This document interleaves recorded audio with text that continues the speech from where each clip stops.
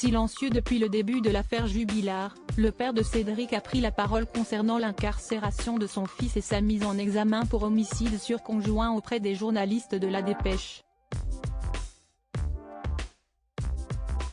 Choquée par ses propos, la mère de Cédric explique qu'il ferait mieux de se taire. Après avoir dit être persuadée de la culpabilité de son fils dans la disparition de Delphine Jubillar sur 100% Radio, la mère de Cédric a également confié avoir été choquée que son père Gérard ose s'immiscer dans cette affaire judiciaire. Et pour cause, selon la maman du peintre plaquiste, celui-ci ne s'est jamais préoccupé ni de son fils, ni de ses petits-enfants Louis et Elia.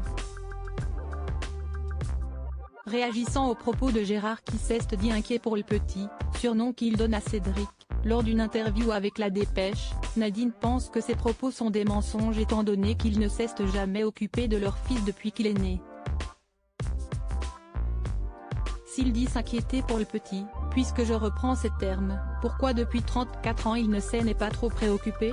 Alors oui, si est vrai, Cédric, à 14 il a voulu connaître son père. Si est vrai, j'ai fait les démarches pour qu'il connaisse son père, il est venu 2 fois le voir, il lui a offert une paire de baskets et un t-shirt et si est tout.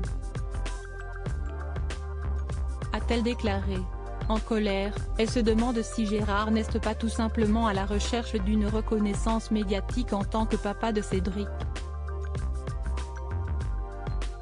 Selon elle, ses déclarations et son comportement sont vraiment déplacés vis-à-vis de Cédric. Interviewé par La Dépêche, Gérard avait raconté son histoire d'amour compliquée avec Nadine mais aussi avec son fils Cédric. Selon lui, ce serait la mère de Cédric qui aurait tout fait pour l'empêcher de voir son fils. Après avoir rencontré pour la première fois son fils à 14 ans, il s'était senti violemment rejeté par Nadine qui n'avait pas semblé aimer assister aux retrouvailles entre Cédric et son papa. Je crois que cela ne plaisait pas trop à sa mère. J'ai voulu reprendre contact pour que l'on se revoie. Mais sa mère avait changé de numéro de téléphone et je n'ai plus revu le petit depuis. A-t-il confié à nos confrères.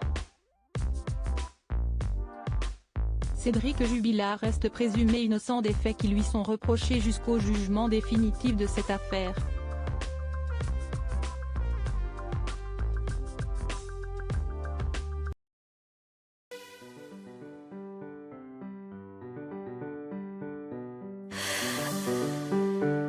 나